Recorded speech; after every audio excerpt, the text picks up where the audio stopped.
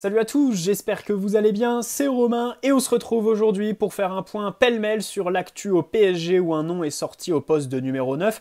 Ça fait du bien parce que ce dossier du buteur semblait un petit peu de côté ces dernières semaines et on a plus de précision, certitude sur le dossier Lucas Hernandez qui semble plus que jamais proche d'un départ du Bayern. En tout cas, si le PSG est d'accord pour mettre le prix demandé par sa direction qui est en train de se concentrer sur son remplaçant. Allez, installez-vous, on va parler de tout ça dans cette vidéo. Avant que la vidéo commence, petit placement de produit pour le site ZoFoot qui vous propose des répliques non officielles mais d'excellente qualité de tous vos maillots préférés, beaucoup d'équipes représentées, sélection nationale aussi, avec des badges, écussons et flocages d'excellente qualité comme les coutures. Vous pouvez personnaliser tout ça au moment de votre commande avec 10% de réduction. N'hésitez pas à utiliser le code qui est dans la description, tout comme le lien vers la boutique et les détails de la promotion en cours. Vous avez un ou plusieurs maillots offerts en fonction du montant de votre panier. Le maillot est à indiquer au moment du paiement dans la page de commentaires. Et pour la livraison, sachez qu'il vous faudra entre 15 jours et 3 semaines grand maximum pour recevoir votre commande. Voilà, merci à eux, c'est eux qui régalent. Allez, on va commencer avec le dossier Lucas Hernandez qui est une piste très concrète et pour le PSG et pour le joueur qui veut venir et l'a communiqué à sa direction ce week-end. Une direction qui semble ouverte à un départ cet été en cas de non-prolongation, à la différence de l'Inter avec Milan Skriniar l'année dernière. C'est le même cas de figure. Un joueur à qui il reste une année de contrat, qui veut partir mais qui n'a que le PSG en prétendant. Du coup, pour le club en face, c'est difficile de faire monter les enchères. Là, le Bayern semble quand même déterminé à le faire partir si le joueur veut pas prolonger, et ce en dépit d'une belle offre de prolongation de leur part, et aussi du fait que Thomas Tuchel l'apprécie vraiment. Maintenant, est-ce qu'ils vont faciliter pour autant le transfert? Rien n'est moins sûr, notamment en termes d'indemnité de transfert. Et concernant la marge de manœuvre du PSG, Fabrizio Romano a donné des précisions qui sont peu glorieuses, puisque visiblement on attend de boucler les dossiers Bernat et Kurzawa qui sont sur le marché des transferts pour dégainer une offre auprès du Bayern Munich qui attend 50 à 60 millions pour faire partir Lucas Hernandez. Autant vous dire que ce n'est pas gagné. Bref, il y a un autre joueur défenseur sur le marché des transferts, on peut le dire parce que ses agents font tout pour lui faire quadrupler, quintupler son salaire. Je parle de Kim Min-jae qui a été associé au Bayern ces 48 dernières heures.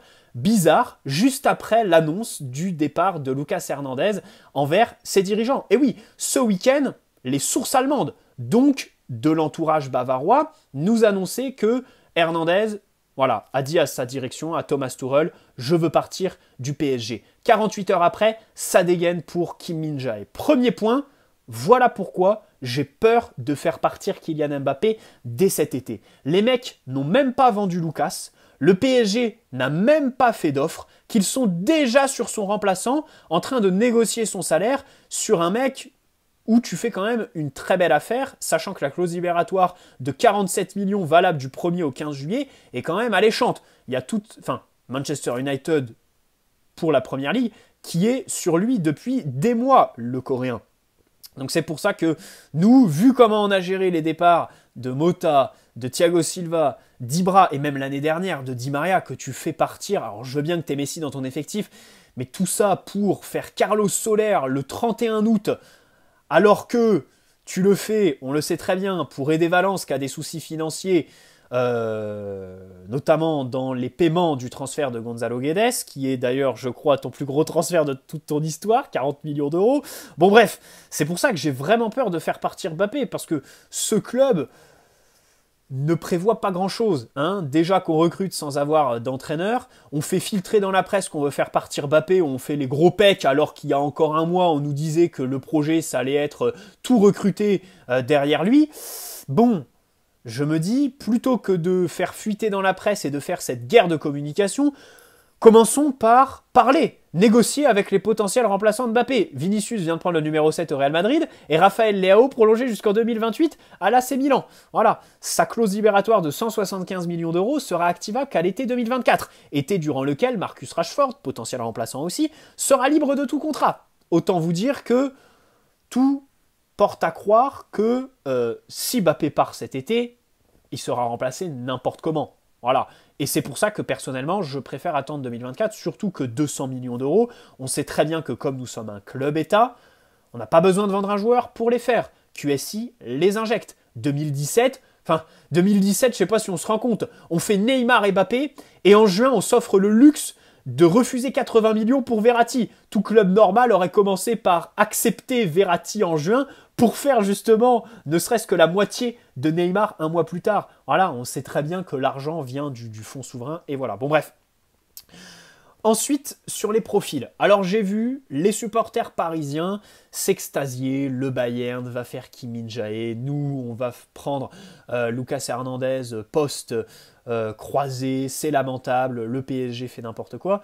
Bon, déjà, je rappellerai que la priorité du Bayern, c'est pas Kim, c'est prolonger Lucas Hernandez. Ils lui ont quand même fait une belle offre, sans baisse de salaire et avec je crois 3 ou 4 ans de durée du contrat, c'est quand même pour un joueur qui sort des croisés une sacrée marque de confiance. Thomas Tuchel, pareil, on le sait tous, adore le joueur. Donc l'objectif initial du Bayern, c'était recruter Lucas Hernandez. Kim Min-jae est un plan B pour eux. Ensuite, sur le profil, je suis nuancé. Parce que oui, j'adore Kim Min-jae, je ne vais pas mentir. Vraie révélation de cette saison dans une équipe qui a été très attractive, hein, le Napoli, alors qui fait partir Spalletti. Là, c'est Christophe Galtier, le principal prétendant au poste d'entraîneur là-bas. C'est incompréhensible. Alors, je suis content pour lui, hein, parce qu'on lui souhaite le meilleur, bien évidemment, et on sait très bien que si il doit s'expatrier, c'est en Italie. Parce que je crois qu'il maîtrise un peu la langue, ou alors des mecs dans son staff la maîtrisent. Il a déjà été associé à la Lazio Rome par le passé, donc ça ne m'étonnerait pas de le voir au Napoli ou à la Roma le jour où Mourinho claquera la porte. Visiblement pas cet été.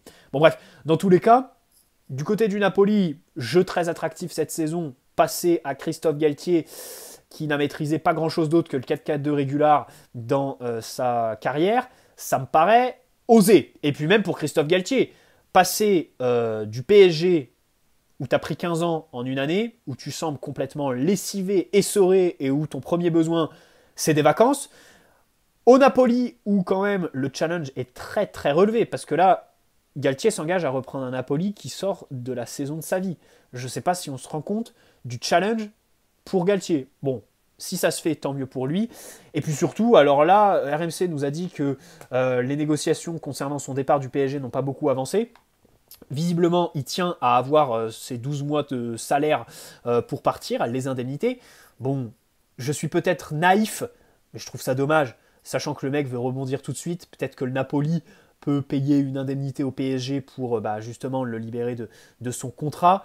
Lui peut aussi, du coup, sachant que il va avoir un nouveau contrat dans un futur club, visiblement, passer les 6 millions. Parce qu'à la limite, si tu t'orientes sur une année sabbatique, bon, je veux bien comprendre que tu vas te faire 6 millions. Mais maintenant, si au Napoli, tu négocies quand même un beau contrat sur 2 ans, voilà, tu peux un peu faciliter. Bah, bref, c'est peut-être trop naïf ce que je dis là. Pour revenir sur le profil de Kim, très vertical, jaillit dans les pieds, ultra agressif au duel, porte le ballon à la relance, et ça c'est vraiment quelque chose que j'adore, qui est très intéressant notamment dans le système A3 de Nagelsmann, qui responsabilise ses défenseurs, notamment dans leur jeu de passe, mais aussi et surtout sur la conduite de balle. Il leur demande de porter le ballon jusqu'à haut sur le terrain. Alors j'imagine mal Marquinhos le faire, Danilo aussi, Lucas Hernandez, je pense que ça peut coller, mais alors Kim Min-jae, franchement sur le football européen aujourd'hui, c'est sûrement un de ceux qui le fait le mieux, et c'est ça que j'adore avec lui. Au-delà de ses qualités physiques, bien évidemment, sa vitesse aussi. Ça, on en a besoin de vitesse, hein, notamment quand tu cours vers ton but. Lui, il est capable de rattraper un vis-à-vis, de lui récupérer le ballon, de mettre le pied devant, bien évidemment, parce que ça reste aussi un roc défensivement qui a une approche très rugueuse du duel. Mais il ne faut pas oublier les qualités extraordinaires de Lucas Hernandez. Enfin, moi, je vois Lucas comme un défenseur exceptionnel, intrinsèquement très grand footballeur. En plus, c'est un gaucher naturel, alors que Kim Min-jae est un droitier qui évolue à gauche, c'est pas pareil. Et surtout, Lucas Hernandez peut démarrer au poste de latéral gauche, sachant que Nuno Mendes se blesse de plus en plus, que visiblement Juan Bernat est du coup sur le marché des transferts, tout comme Kurzawa. Je comprends le fait que le club mette la priorité sur Lucas Hernandez en matière de footballeur, mais vraiment intrinsèque. Voilà, parce que le profil est vraiment très bon. Enfin, sans les blessures, le fait qu'il soit marseillais, le salaire ou l'indemnité de transfert, franchement, Lucas Hernandez, c'est ce qui se fait de mieux, on va dire, sur la planète foot aujourd'hui. En plus, il est dans la fleur de l'âge. Maintenant, ok, de l'autre côté, tu as un joueur qui sort des croisés.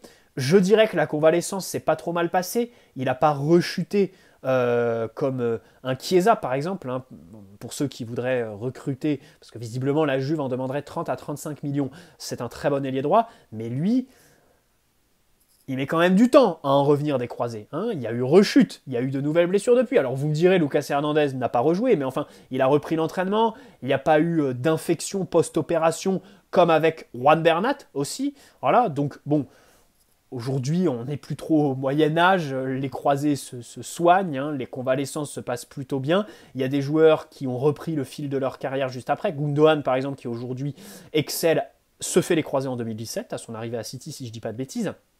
Voilà, il y en a plein d'autres, hein. Même Fils de Paille, exemple parfait voilà, pour nous en Ligue 1. En plus, je crois qu'il défie la science parce qu'il revient des croisés au bout de 6-7 mois, alors qu'en réalité, c'est plus sur 10 mois. Bon, bref, voilà. J'aimerais nuancer tout ça.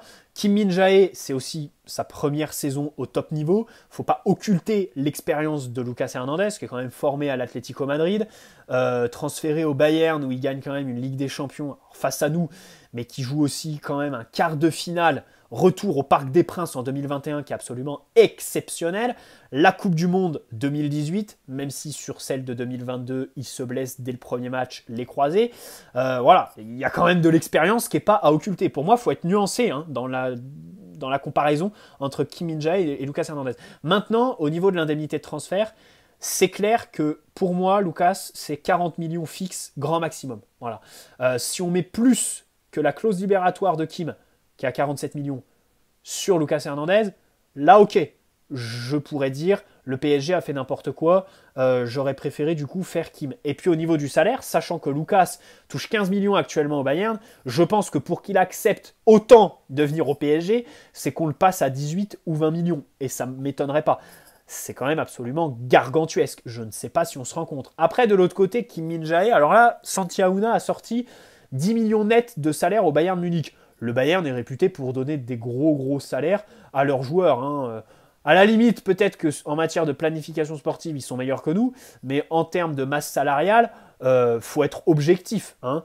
Balancer des gros salaires à plus de 10 millions sur des joueurs qui sont dans la rotation, eux aussi le font. Hein. Voilà, il n'y a pas que le PSG qui fait ça. Voilà, c'est comme les soucis de planification sportive. Le Real en a eu en attaque depuis 1 an et demi, et du coup cet été se retrouve à la croisée des chemins. Est-ce qu'on fait encore une année à tirer un petit peu sur la corde, marcher sur un fil, en attendant qu'Mbappé soit libre, ou est-ce qu'on met les 200 millions sur Mbappé? Est-ce qu'on recrute un vrai numéro 9 en attendant Mbappé? Bon bref, c'est le bordel chez eux aussi. Voilà, donc 10 millions nets pour Kim. Faut savoir qu'actuellement au Napoli, il touche 2,5 millions. Donc autant vous dire que c'est un sacré mercenaire. Mais ça, il n'y a qu'à voir le dossier avec Rennes l'année dernière. Parce qu'en gros, alors Kim, déjà, il est formé en Corée. Voilà. Il fait une pige en Chine pour l'argent. Hein. Voilà. Le mec avait 22 ans, il va en Chine pour l'oseille. Ensuite, il arrive au Fenerbahçe, en Europe. Ça y est. L'année dernière, il est transféré au Napoli alors qu'il doit signer à Rennes. Tout est quasiment bouclé. Mais article West France qui nous dit c'est les agents qu'on fait capoter le deal au dernier moment. Évidemment parce que le Napoli profite. Alors le Napoli est évidemment un autre niveau que Rennes, mais pour les agents, il y avait les commissions, le salaire du joueur, bien évidemment. Hein. Et là, depuis des mois, le joueur est associé à plein de clubs autour de l'Europe. Les agents savent très bien que cette clause qui est valable pendant 15 jours, il faut capitaliser dessus parce que derrière, le Napoli sont très difficiles en affaires et sont réputés pour garder leurs joueurs un peu contre leur gré. Voilà, essayer de pousser jusqu'au bout. Kalidou Koulibaly, Alan, au PSG, on en a fait les frais bien évidemment. Donc ils savent très bien que s'ils veulent prendre une grosse commission et le joueur, s'il veut quadrupler son salaire, il faut partir maintenant. Il y a Manchester United qui est dessus depuis quelques semaines. Visiblement, le Bayern a fait son irruption sur le dossier. Donc, voilà. Et encore une fois, la politique du Bayern, vraiment, Lucas Hernandez qui annonce ses envies de départ ce week-end. 48 heures après, ça fonce sur Kim Min-jae. Ça, c'est de la planification sportive. Même si en matière de masse salariale, ils vont rincer le joueur comme le PSG l'aurait fait. Bref. Abola, oui, Gonzalo Ramos. J'attendais ce moment fermement, évidemment. Alors, Abola, c'est pas les plus fiables au Portugal. Mais ils ont sorti ce matin, le PSG prévoit d'entamer les négociations avec le Benfica pour Gonzalo Ramos, qui est une priorité cet été au PSG. Clause à 120 millions d'euros, mais son club acceptera de négocier aux alentours de 80. En parallèle, il y a une information qui circule ces derniers temps, comme quoi le Benfica négocie une arrivée de Tati Castellanos. Alors c'est un attaquant qui appartient à New York, mais qui a été prêté en Espagne, je crois, cette année. Pour 15 millions, voilà. Et donc cette signature chez eux se ferait en cas de départ de Gonzalo Ramos. Ça peut être un indice sur voilà, le fait que le Benfica soit ouvert à faire partir son attaquant titulaire de cette année, qui a repris le flambeau suite au départ de Darwin Núñez l'année dernière, hein, parce que on va revenir sur son profil technique, tactique, qui a aussi évolué du coup par rapport à 2022 et le départ de Darwin. Bref, bon alors, tout de suite, on peut me dire surcoté. Je le comprends parfaitement parce que 80 millions, soyons très clairs, hein, si tu les mets, c'est clairement surcoté. Pour moi, ça vaut, allez, 50, 60 millions avec les bonus, grand maximum aujourd'hui, hein, Gonzalo Ramos. On a en tête son triplé contre la Suisse en Coupe du Monde. Il y avait le storytelling autour puisqu'il prend la place de Cristiano Ronaldo dans le 11 à ce moment-là. Mais il y a aussi une saison au Benfica qui est moins bonne que la saison dernière, avec un petit peu moins de régularité et des moments où ses remplaçants apportaient plus que lui sur les quarts d'heure qu'il jouait et qui méritaient peut-être d'être titulaires à sa place. Voilà. Bon bref. Donc surcoté, aujourd'hui, ça ne veut pas dire grand-chose. Tous les joueurs sont surpayés. Toutes les indemnités de transfert ne sont pas corrélés au marché des transferts.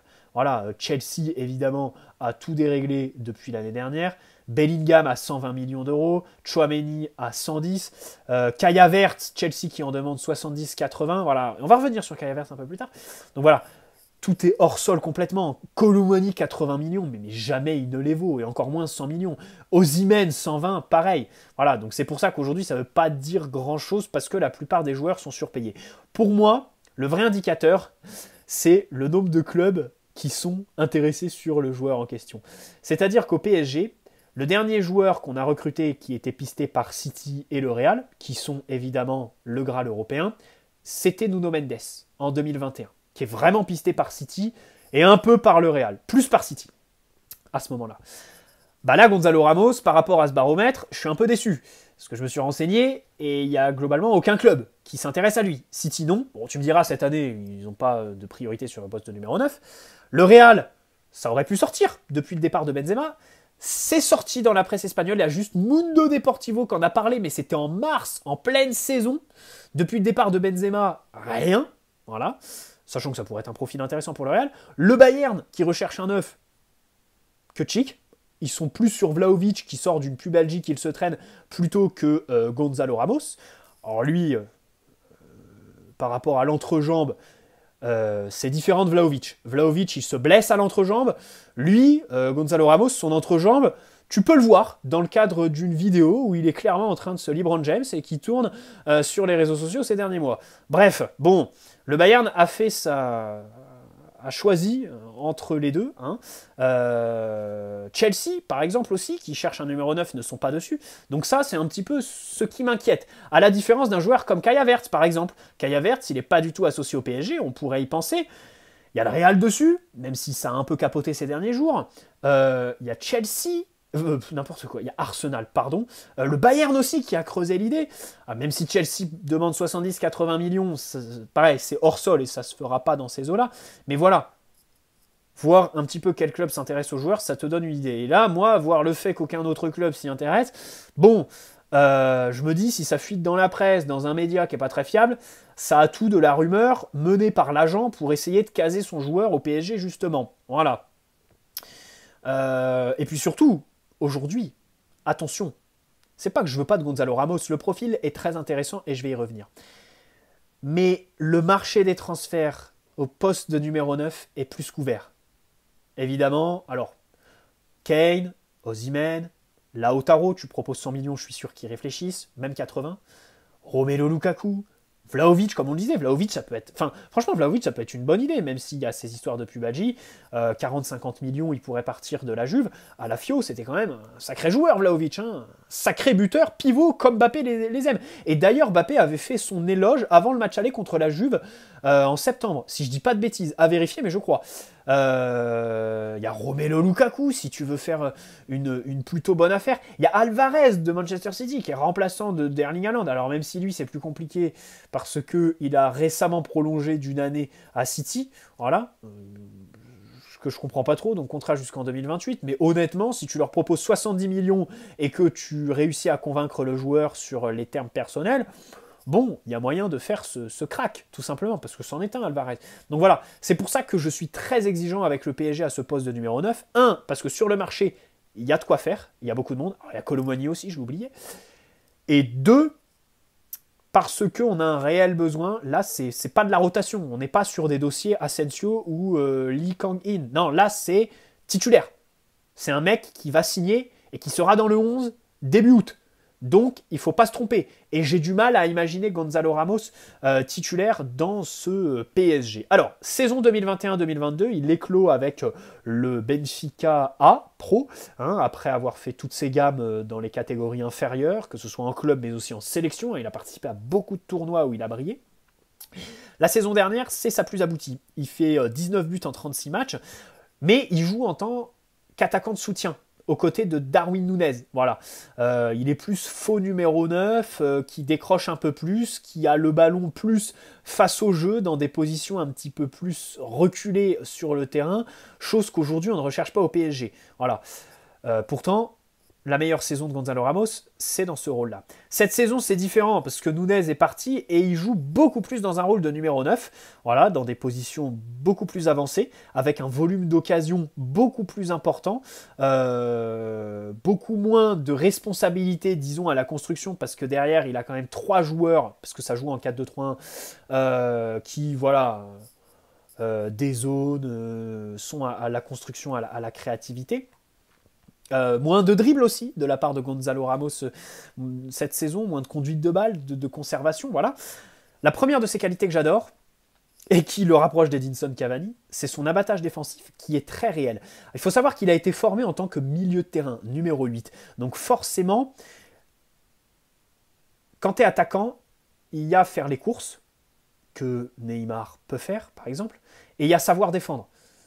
Ça, c'est autre chose. Par exemple, avoir l'intelligence situationnelle pour couper des trajectoires de passe, les techniques pour défendre, tacler par exemple, Gonzalo Ramos, il sait faire. C'est un art, voilà. Il y a courir et il y a défendre, tout simplement.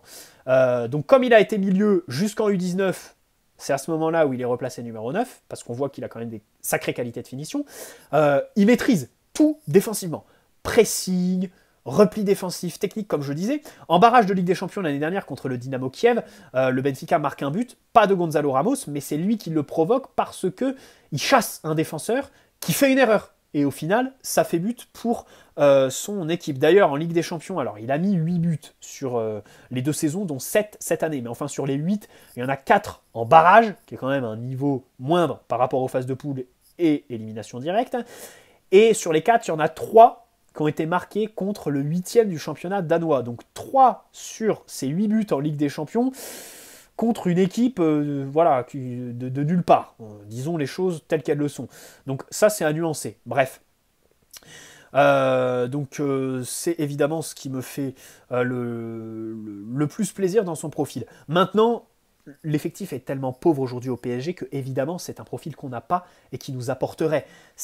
Il est capable d'être un point d'appui à la construction. Alors, techniquement, ok, il est bon. Mais disons qu'il préfère jouer en une touche plutôt que de contrôler, de dribbler, de porter le ballon entre les lignes. Ça, bon, il ne sait pas trop faire. Plus en une touche. Ce qui est plutôt pas mal, hein, ça permettrait d'épurer le jeu du PSG, surtout quand tu viens de recruter Asensio ou Lee, qui sont des joueurs qui aiment bien tricoter, garder le ballon, le demander dans les pieds pour, voilà, attendre le bon moment. Lui, il pèse sur une défense, par son positionnement entre les deux centraux. Voilà, sa capacité à aussi beaucoup bouger, faire des appels pour libérer de l'espace à ses partenaires, ça peut être très bon pour Neymar, pour Mbappé, bien évidemment. Et à la conclusion des actions, il est là. Il est capable de reprendre des centres, grosse qualité aérienne, notamment, donc on peut penser sur les dégagements que Donnarumma nous envoie, sur les centres de Nuno et Achraf Hakimi. Lui, alors, il n'est pas ultra grand, je crois qu'il fait 1m84 ou dans ces eaux-là, mais les duels aériens, il les maîtrise. Il marque des buts de la tête parce que sa finition est plutôt bonne, même s'il faut nuancer.